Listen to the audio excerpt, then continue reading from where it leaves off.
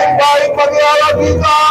Dia baik, bahwasanya itu selama-lamanya kasih setia Tuhan. Haleluya. Disembuhkannya engkau, dipulihkannya engkau. Yang sakit akan berkata, aku telah sembuh. Yang berbeban berat akan berkata, aku diberikan kelegaan oleh Tuhan. Terima mujizat Tuhan, terima kesembuhan Tuhan. Firman Tuhan akan meneguhkan engkau, firman Tuhan akan menegakkan engkau, sehingga kepalamu akan terangkat dan akan berkata, aku adalah pahlawan di dalam nama Tuhan Yesus Kristus. Berikan tepuk tangan dari Allah kita. Haleluya. Yang percaya katakan amin. Silakan duduk Bapak Ibu Saudara. Senang sekali kita bisa ada kembali di tempat ini. Suatu sukacita bagi kita. Coba lihat kiri kanan dan berikan senyum yang paling baik. Katakan selamat datang di keluarga kerajaan Allah. Haleluya. Wow. Selamat datang untuk PKB Bahtera Kasih. Luar biasa. Mari kita berikan tepuk tangan. Ya, bapak-bapak ini akan memuji menyembah Tuhan bersama nanti sebentar, yang mempersembahkan pujian bagi Tuhan setelah kebenaran firman Tuhan disampaikan. Nah, hari ini kita dalam tema bulan ini adalah Loving God. Tapi dalam Loving God ini saya akan berbicara tentang the law of love. Ya, hukum kasih itu. Minggu lalu Pak Jonathan sudah membahas tentang hukum kasih. Bahwa kasih itu adalah hukum. Kasih itu mempunyai tujuan. Kasih itu adalah identitas kita. Amin. Nah, kasih itu bukan ada di luar. Kasih itu ada di dalam kita. Karena ketika orang Israel keluar dari tanah Mesir, mereka bangsa budak, tetapi kemudian Tuhan memberikan hukum kepada mereka. Di Gunung Sinai, mereka menjadi bangsa yang berdaulat. Raja mereka adalah Allah sendiri. Lalu kemudian mereka diberikan hukum dua loh batu itu, dekaloh itu. Lalu kemudian dalam perjalanan bangsa Israel sampai ke tanah Kanaan, 40 tahun mereka melancong di padang gurun. Ya, berapa tahun? 40 tahun. Ya, mereka bertamasya di padang gurun dan sukanya mereka di padang gurun. Kenapa mereka ada di padang gurun? Karena mereka jatuh bangun dalam pengiringan kepada Tuhan. Ada kalanya mereka bersuka cita, tapi ada kalanya mereka mengeluh pada Tuhan. Mereka memberontak dari Tuhan. Inilah perjalanan kehidupan bangsa Israel.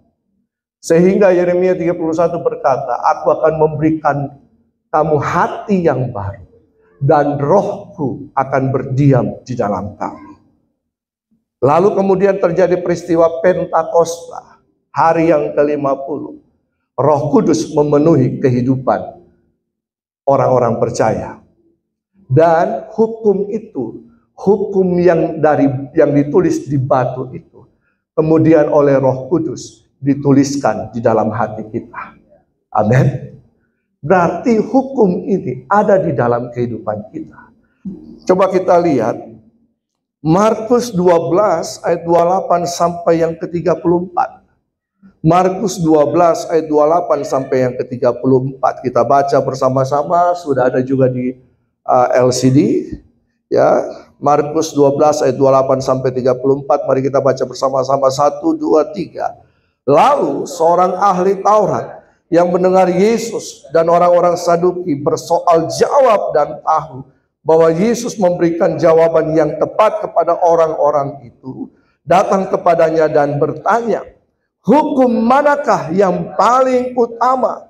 Jawab Yesus, hukum yang terutama ialah, dengarlah hai orang Israel, Tuhan Allah kita, Tuhan itu Esa. Kasihilah Tuhan Allahmu dengan segenap hatimu, dan dengan segenap jiwamu, dan dengan segenap akal budimu, dan dengan segenap kekuatanmu. Dan hukum yang kedua ialah, kasihilah sesamamu manusia seperti dirimu sendiri. Tidak ada hukum lain yang lebih utama daripada kedua hukum ini. Lalu kata ahli Taurat itu kepada Yesus, tepat sekali, Guru, benar katamu itu, bahwa Dia Esa, dan bahwa tidak ada yang lain kecuali Dia. Memang mengasihi Dia dengan segenap hati, dan dengan segenap pengertian, dan dengan segenap kekuatan, dan juga mengasihi sesama manusia seperti diri sendiri adalah jauh lebih utama daripada semua korban bakaran dan korban sembelihan. Yesus melihat bagaimana bijaksananya jawaban orang itu, dan ia berkata kepadanya, engkau tidak jauh dari kerajaan Allah. Dan seorang pun tidak berani lagi menanyakan sesuatu kepada Yesus. Lihat, Yesus diuji dengan banyak pertanyaan dari kaum Saduki dan ahli-ahli Taurat. Mereka bertanya dan berusaha untuk menjatuhkan Yesus. Ya, tetapi kemudian ada seorang ahli Taurat yang mengatakan bahwa jawaban Yesus ini benar. Seringkali kita fasih dalam berdebat. Betul? Kita berusaha untuk menjatuhkan orang dengan argumentasi kita. Debat itu berusaha untuk apa? Ada yang berkata, bisakah kita berdebat? Bisa. Tidak dilarang untuk berdebat, tetapi motivasinya apa? Ya. Kita bisa bersoal jawab tentang kebenaran firman Tuhan, tapi motivasinya apa? Ya, untuk menjatuhkan orang atau untuk menambah wawasan kita. Tapi ada orang yang senang seperti ini. Ya, orang yang senang. Nah, itu di mana banyak? Di gereja banyak. Di pelayan-pelayan Tuhan banyak, jemaat Tuhan banyak juga. Ya, hamba-hamba Tuhan lebih banyak lagi. Ya, semua lapisan akan selalu utamakan egonya.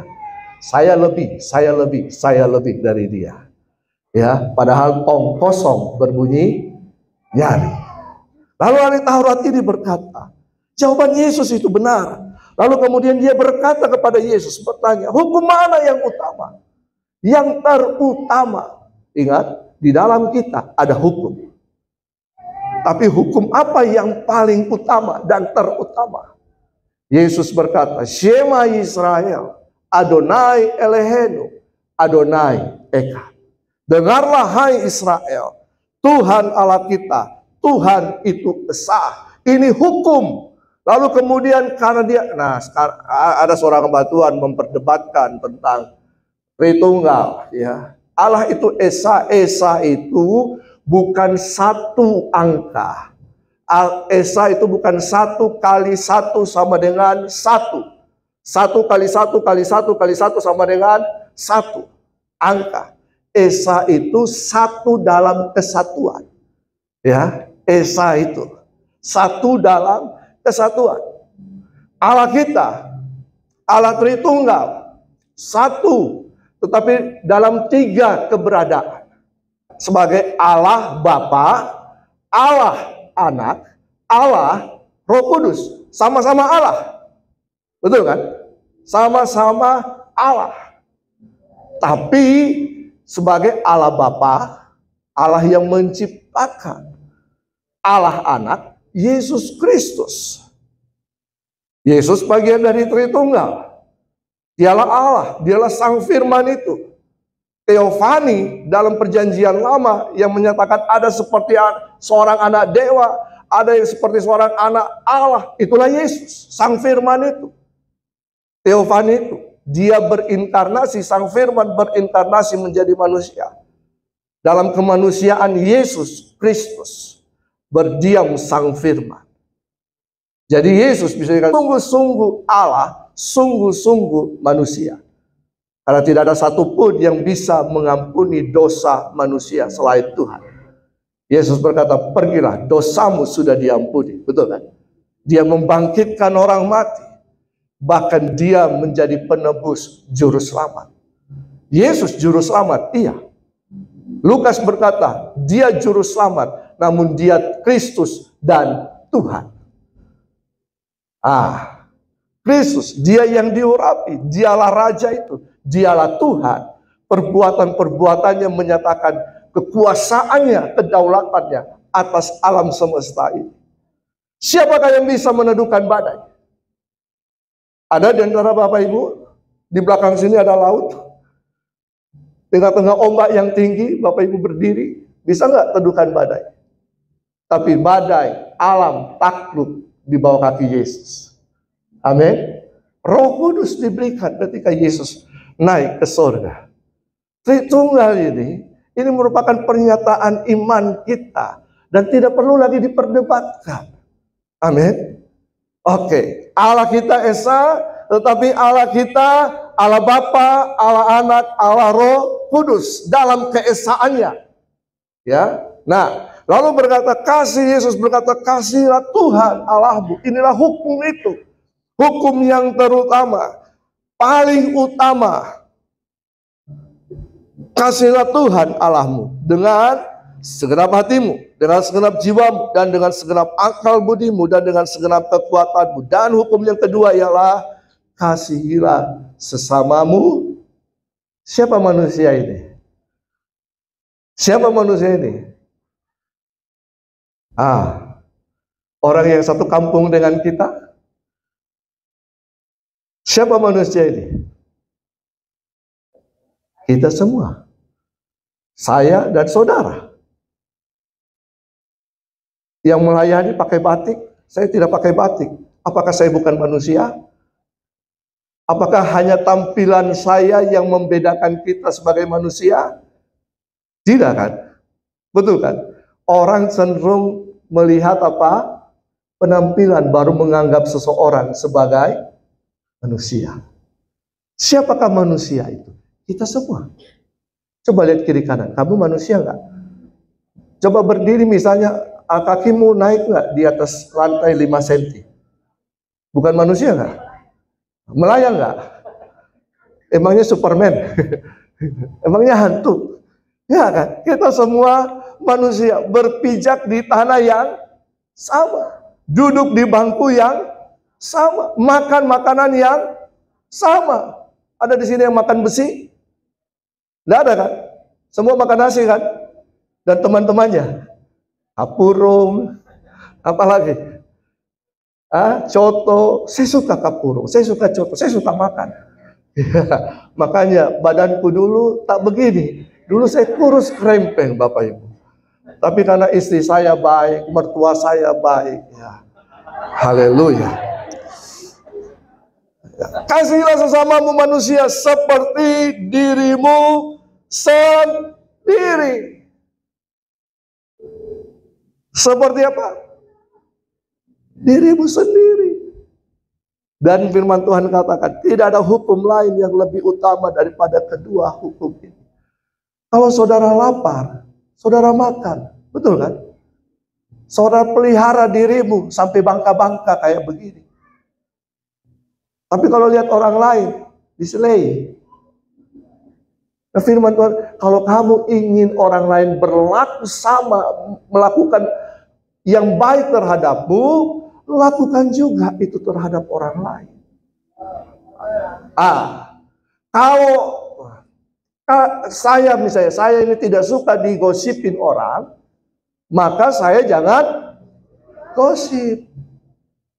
Coba lihat kiri kanan.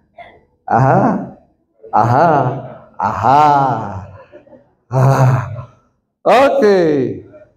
Lalu kemudian ahli Taurat ini berkata, tepat. Dia tidak memperdebatkan. Tepat. Lalu dia berkata, memang mengasihi Tuhan itu harus dengan segenap hati. Mengasihi sesama itu harus dengan seperti dirimu sendiri. Itu lebih jauh utama daripada semua korban bakaran. Percuma kita membawa persembahan yang banyak, tetapi kita membenci saudara kita. Percuma kita beribadat tiap minggu, dilawat Tuhan sampai nangis-nangis, keluar jadi tukang gosip lagi, menyakiti hati sesama. Itu dia yang di belakang. Mantap. Nah, Jadi percuma kita melayani, tapi percuma saya jadi hamba Tuhan. Tapi betul kan? Lanjut. Hukum yang terutama ini berbicara tentang hukum kasih. Jadi kehidupan kita didasari oleh hukum. Hidup kita ini didasari oleh hukum. Hukumnya apa?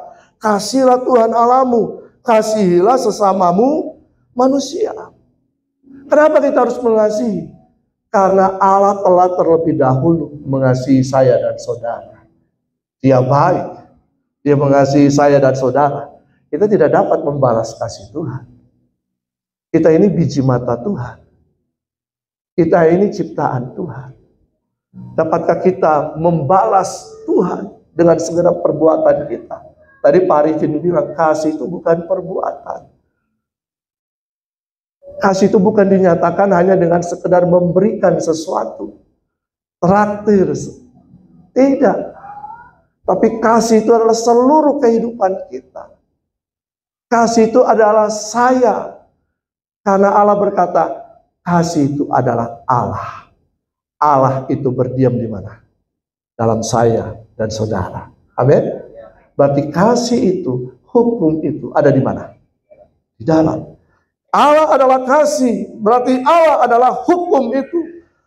Kita telah mengenal dan telah percaya dalam satu Yohanes itu percaya akan kasih Allah kepada kita. Allah adalah kasih, dan barang siapa tetap berada dalam kasih, ia tetap berada di dalam Allah, dan Allah ada di dalam dia. Inilah dimensi kasih itu.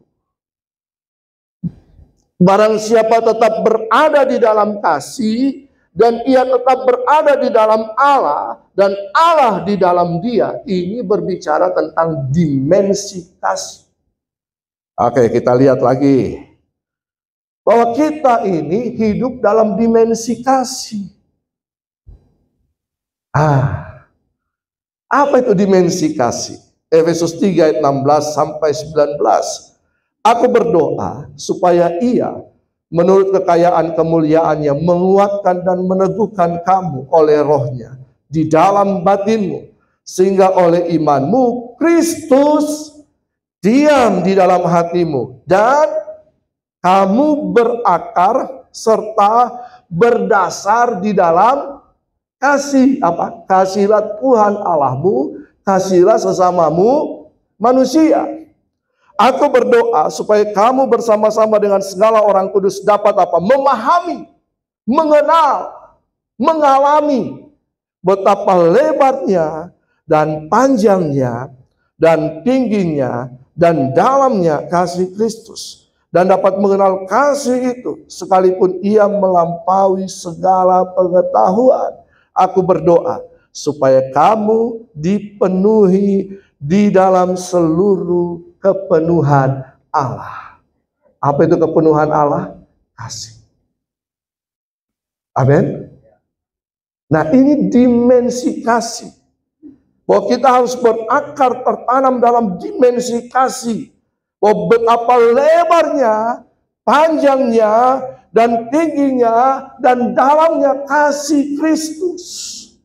Tak terukur. Yesus memberikan hidupnya, nyawanya. Dia mengasihi kita. Inilah dimensi kasih. Nah, dalam dimensi kasih yang berlaku itu adalah hukum kasih. Nah, dalam dimensi kasih yang berlaku itu adalah hukum kasih. Bahwa kita ini ada hidup tinggal dalam dimensi kasih. Nanti sebentar saya akan jelaskan lagi. Yohanes 15 ayat 4. Tinggallah di dalam aku dan aku di dalam kamu. Di dalam kita ada kasih dan kita hidup dalam dimensi kasih. Ya. Nah, sama seperti ranting tidak dapat berbuah dari dirinya sendiri kalau ia tidak tinggal pada pokok anggur, demikian juga kamu tidak berbuah jikalau kamu tidak tinggal di dalam aku. Slide berikutnya. Apa itu dimensi kasih? Ah, ini dia. Coba perhatikan baik-baik. Di situ dimensi kasih berbicara betapa lebarnya, panjangnya, tingginya, dalamnya kasih Kristus. Seumpama saya analogikan dengan sebuah kubus, box, ya, dos, atau ruangan ini. Ada tinggi, ada panjang, ada lebar, ada dalamnya, toh? Betul? Ini dimensi kasih. Box ini merupakan dimensi kasih. Dimensi kasih ini mempunyai dasar hukum atau penyangga tiang-tiang daripada dimensi kasih. Dasarnya adalah hukum kasih itu. Kasihilah Tuhan Allahmu, kasihilah sesamamu manusia. Dan Paulus mengatakan kepada jemaat bahwa kamu harus berakar. Berakar berarti tertanam, nancap di dalam apa? Kasih. Hukum kasih itu. Indonesia punya hukum enggak? Apa yang dasar hukum bangsa Indonesia? Undang-Undang Dasar 45. Dan kita yang ada di bangsa ini, yang tinggal, harus hidup berdasarkan Undang-Undang Dasar 45. Betul kan? Sama. Dalam setiap kita, saya ini ada dimensi kasih yang melingkupi saya. Dimensi kasih ini yang berlaku adalah hukum kasih. The law of love. Oke. Kita ada dalam ruangan ini, betul kan? Ruangan ini sejuk, betul? Kita menikmati ruangan ini. Kita menikmati fasilitas, kebaikan, kenyamanan ruangan ini. Nah, Bapak Ibu enak kan? Ada AC dingin kan? Tetapi apa yang membuat panas ruangan ini? Kalau AC-nya mati, iya. Tapi lebih daripada itu, AC-nya tetap ada. Apa yang membuat panas ruangan ini? Kalau ada pintu yang terbuka, ada celahnya, betul kan? Maka yang dari luar bisa masuk mempengaruhi yang di dalam. Kita punya hukum, kita hidup dalam dimensi kasih. Tapi kenapa masih ada pertikaian?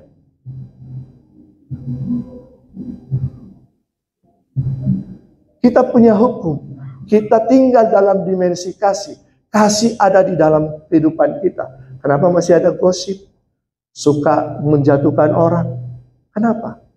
Karena kita membiarkan yang dari luar masuk mempengaruhi yang di dalam. Paham? Betul? Buka ini, buka jendela ini. Apa yang Bapak Ibu rasakan? Agak panas. Iya kan? Indonesia punya undang-undang dasar. Iya.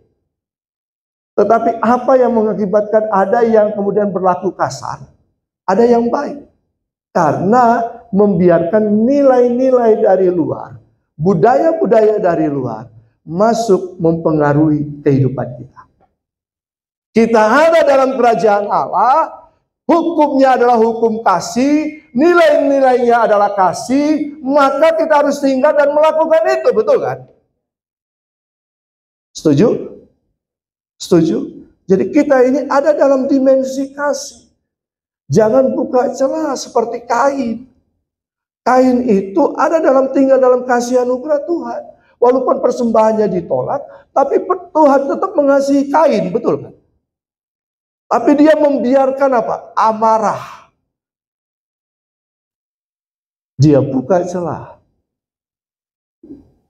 Nilai yang dari luar masuk. Mempengaruhi kehidupannya. Dia melakukan yang tidak sepatutnya dia lakukan. Yang tidak seharusnya dia lakukan.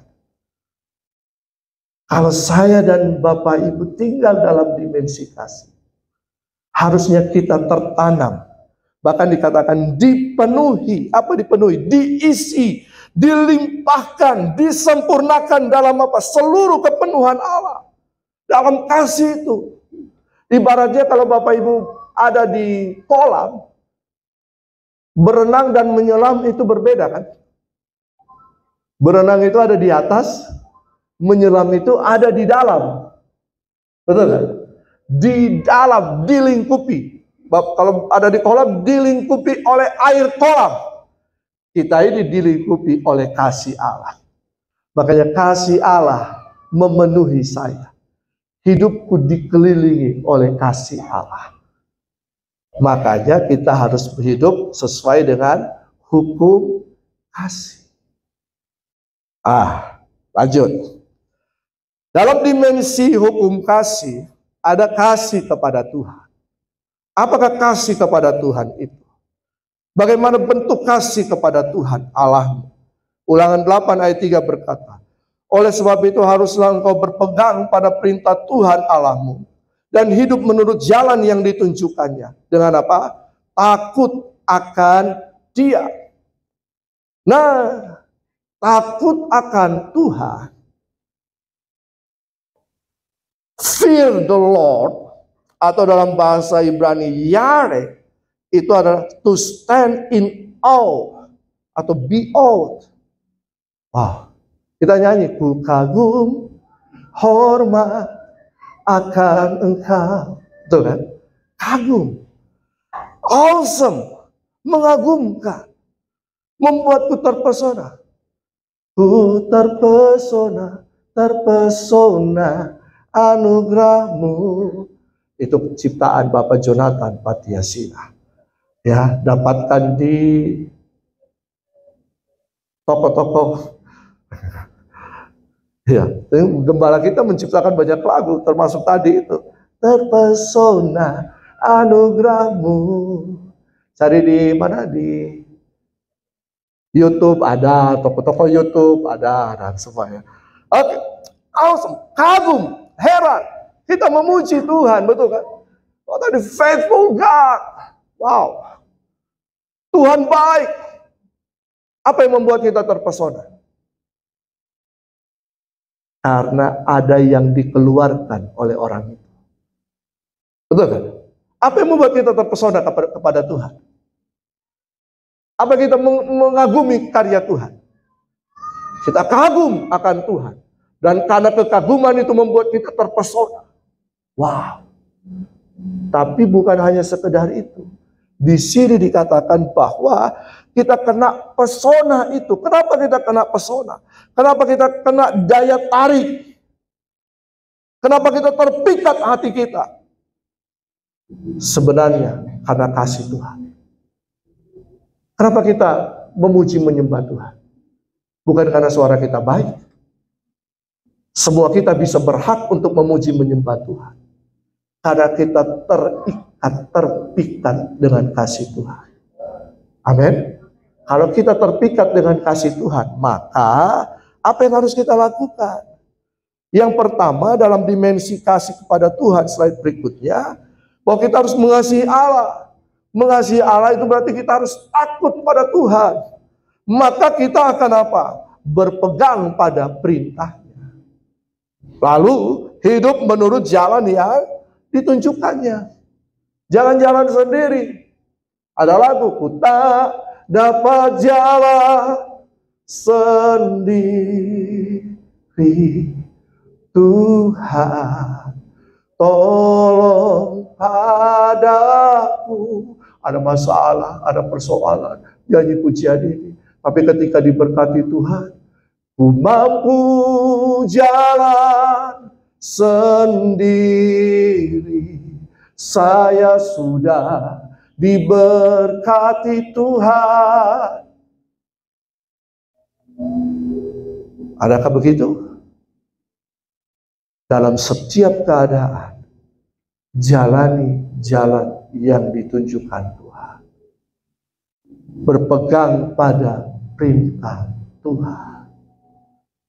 Oh, tapi Pak, saya kan bekerja di marketplace. Kalau di marketplace itu merupakan dunia tipu-tipu. Di dunia tipu-tipu. Jadi kita tidak bisa, Pak. Tidak bisa putih polos, kita dimakan. Tapi firman Tuhan katakan, pegang perintah Tuhan. Dalam 10 hukum itu, ada 4 hukum kepada Tuhan. Selebihnya hukum untuk sesama. Betul kan? Jangan mencuri, jangan mengingini, jangan membunuh. You bersaing boleh. Firman Tuhan katakan, saling menggigit boleh, tapi jangan saling mematikan. Kenapa? Harus ada kasih. Di mana kita mempraktekkan kasih kita kepada Tuhan? Di dunia tipu-tipu. Kalau di dalam gereja begini, bukalah topengmu. Semua kita bisa pakai topeng. Betul kan? Topeng.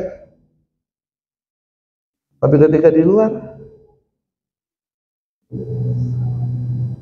di sini tempat kita berlatih, di luar sana prakteknya. Betul?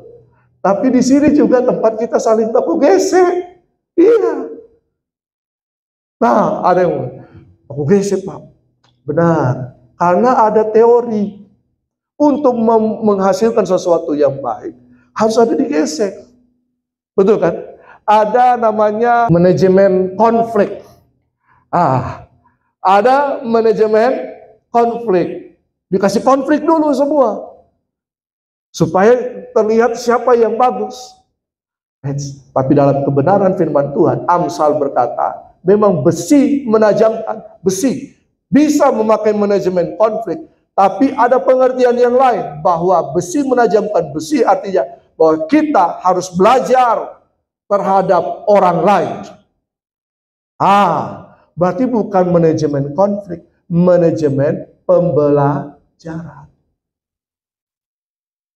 Pak Angki punya kelebihan, saya tidak punya. Saya harus belajar sama Pak Angki. Bukan Pak Angki punya kelebihan, bagaimana saya menjatuhkan Pak Angki supaya saya timbul. Itu bukan. Betul kan? Saya punya kelebihan. Belajarlah dari saya. Bapak Ibu punya kelebihan. Saya belajar dari Bapak Ibu. Bukan, dia lebih. Bagaimana caranya supaya saya sikat dia? Supaya dia jatuh, turun. Bukan. Berarti kita tidak mengasihi Tuhan. Ulangan 11 ayat 1. Haruslah engkau mengasihi Tuhan Allahmu dan melakukan dengan setia kewajibanmu terhadap Dia dengan senantiasa berpegang pada segala ketetapannya, peraturannya dan perintahnya. Bagaimana kita berpegang pada perintah Tuhan? Baca, renungkan, praktekkan firman Tuhan. Yohanes 14 ayat 21. Barang siapa memegang perintahku dan melakukannya, dialah yang mengasihi aku. Siapa yang mengasihi Tuhan? Yang melakukan dan berpegang pada perintah Tuhan. Dan barang siapa mengasihi aku, ia akan dikasihi oleh Bapakku, dan aku pun akan mengasihi dia dan akan menyatakan diriku kepadanya. Tuhan akan, makanya begini Bapak Ibu, kita tidak usah takut ada di dunia mana. Karena kita percaya penyertaan Tuhan itu sempurna. Tuhan bisa memberikan hikmat kepada kita dalam dunia tipu-tipu. Dalam menghadapi orang-orang yang ingin berusaha menjelekkan, menjatuhkan kita. Orang-orang yang berusaha untuk mengambil keuntungan, untuk mengambil posisi kita. Kalau Tuhan yang membela kita, siapa yang dapat menjatuhkan kita? Amin. Kalau Tuhan yang pegang tangan kita, Yesus memegangku dengan tangan kanannya, Yesus memberiku kemenangan. Amin. Bahwa dikatakan orang benar tidak akan pernah jatuh selama-lamanya. 7 kali jatuh, dia tidak akan tergeletak bahwa tangan Tuhan, tangannya, sebab Tuhan menopang tangannya. Bahwa segala perkara akan baik bagi orang yang mengasihi Tuhan. Amin. Ini janji Tuhan. Nah, lanjut. Bagaimana hukum yang berikutnya yang sama? Ada dimensi hukum kasih kepada manusia. 1 Korintus 13. Kita baca satu-satu ya. 1 Satu-satu poin. 1, 2, 3. Sekalipun aku dapat berkata-kata dengan semua bahasa manusia dan bahasa malaikat, tetapi jika aku tidak mempunyai kasih, aku sama dengan gong yang berkumandang dan canang yang... Wow. Sekalipun saya bahasa roh, speaking in tongue, putar-putar, saya bicara, berkomunikasi pakai speaking in tongue, tapi firman Tuhan, kalau saya tidak mendasari hidup saya di dalam undang-undang atau hukum kasih itu, dan hukum kasih itu mempengaruhi kehidupan saya, percuma. Sia-sia. Sekalipun aku mempunyai karunia untuk bernubuat, saudara punya karunia menyembuhkan, bernubuat, karunia roh, saudara lihat seseorang, saudara tahu kehidupan dosanya. Sekalipun kita mengerti segala rahasia, pengetahuan, memiliki seluruh pengetahuan. Mohon maaf, saya sudah S3.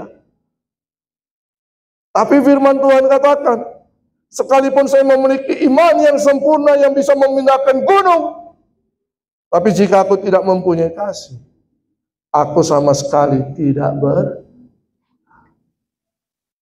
Sekalipun ibu-ibu tahu semua resep makanan, jago masak, tapi tidak punya kasih, percuma. Sekalipun semua kita tahu teori manajemen, sekalipun kita tahu semua teologi, tapi tidak punya kasih, percuma. Hanyalah hai hambaku yang berbuat jahat, aku tidak mengenal engkau. Dan sekalipun aku membagi-bagikan segala sesuatu yang ada padaku, ada orang miskin, Bapak Ibu kasih, ada orang kasih, semua yang ada pada kita, kita kasih. Tapi motivasinya bukan karena kasih, tapi kasih. Bukan kasih. Itu tidak ada kefaedahnya, kata firman Tuhan. Sudah melayani pun, sudah jadi koordinator pun, sudah jadi penatua. Saya pernah muda, Bapak Ibu, masih muda kan? Tapi kalau tidak punya kasih, sia-sia. Sia-sia. Karena firman Tuhan katakan, slide berikutnya, ini praktika dimensi kasih kepada sesama. Ini praktiknya. Kasih itu sabar. Miliki hati yang seluas samudra, itulah kesabaran. Jangan hati yang seperti bak mandi. Saudara dikorek sedikit, dibicarai sedikit, tersinggung. Berarti hati kita masih seperti hati bak mandi. Untung bak mandinya besar. Tapi kalau katoak, itu sabar, itu definisi sabar. Sabar menghadapi segala tantangan. Sabar terhadap segala sesuatu. Karena memiliki hati yang luas. Dibicarai orang, sabar. Dikata-katai orang, sabar. Dibilang suaramu tidak bagus, tidak usah jadi singer, sabar. Koreksi diri.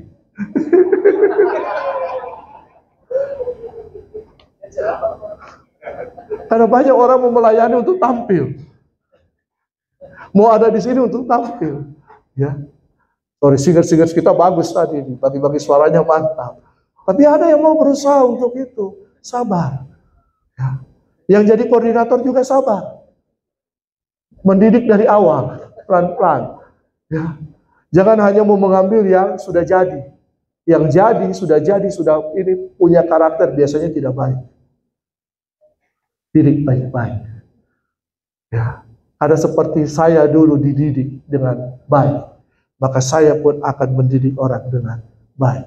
Saya dari tidak tahu apa-apa, sampai akhirnya bisa jadi begini. Karena ada yang mendidik saya. Ya. Sabar, murah hati.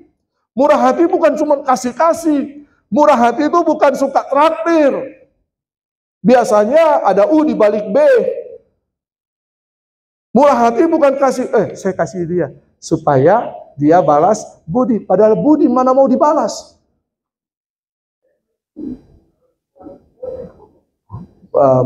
Kasih budi, balas bodi. Ini murah hati. Murah hati itu karena didorong oleh kasih kita kepada Tuhan dan sesama. Jadi pemberian kita ini karena kasih kita kepada Tuhan dan sesama. Bukan kita memberi untuk dibalas. Tuhan, saya kasih perpuluhan 10 juta, nanti Tuhan kasih saya 100%. Kan firman Tuhan katakan 30, 60, 100. Tapi saya pilih 100 Tuhan. Itu namanya memancing investasi bodong. Kasih itu kasih tanpa mengharapkan apa-apa. Saya suka nyanyi lagu guru. Ya. Aku jadi pintar karena siapa? Guru pahlawan tanpa jasa. Tapi sekarang guru banyak sertifikasi. Ya, ia tidak cemburu kalau orang lain berhasil. Justru dia mau orang itu dari tidak ada menjadi ada. Ini kasih, praktek kasih. Tidak memegahkan diri, tidak sombong. Saya lebih daripada yang lain. Ego saya yang saya. Pokoknya kalau kau tidak mendengar saya kan sudah ada di sini. Saya sudah koordinator. Saya sudah penatua. Saudara tidak terbang tuh. Saudara masih ada di bumi tuh. Saudara bukan Superman. Saudara bukan Batman. Saudara bukan Spiderman. Atau 007. Saudara manusia. Masih injak bumi? Masih. Justru orang yang sombong akan direndahkan. Tidak melakukan yang tidak sopan. Tidak mencari keuntungan diri sendiri. Harus tidak mementingkan kepentingan sendiri. Tidak pemarah. Marah boleh? Boleh. Tapi jadi pemarah, tukang marah? Tidak menyimpan kesalahan orang lain. Saya masih berproses di sini, Bapak Ibu. Kadang-kadang ada orang menjengkelkan. Hati saya bergejolak. Balasku. Kau kan penatua.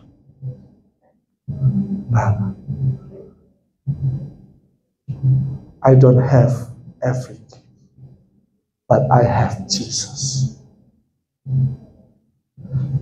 Tidak suka bersuka cita, mentong dia. Apalagi istilah bahasa Makassar? Bukan. Kalau orang dapat pacidak kok.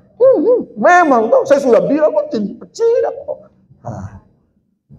Tidak bersuka cita karena kebenaran, menutupi segala sesuatu, tidak membangkit-bangkitkan.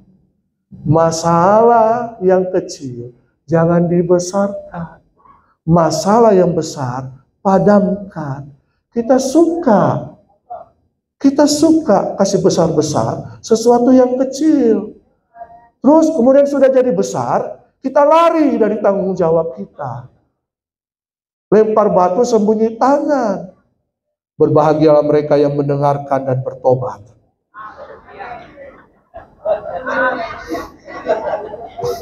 Percaya segala sesuatu. Saya percaya bahwa Pak Arnon bisa jadi pemimpin.